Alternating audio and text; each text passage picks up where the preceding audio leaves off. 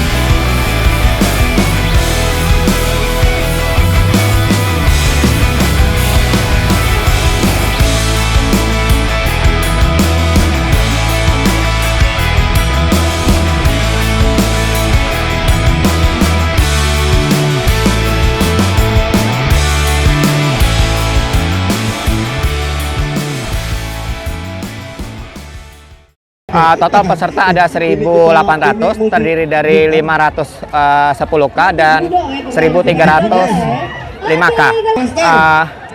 Ini merupakan pelaksanaan yang kedua kalinya untuk kita menggunakan Stadion Bumi Sriwijaya. Biasanya kita menggunakan BKB dan Komplek OP Mall, seperti itu. Secara umum ini sudah sesuai ekspektasi kami selaku panitia, berjalan sukses, tidak terjadi keributan. Intinya kita berharap semua peserta puas dan pelaksanaan musiran kali ini. Pemenangnya dapat prize money, total ada 91 juta.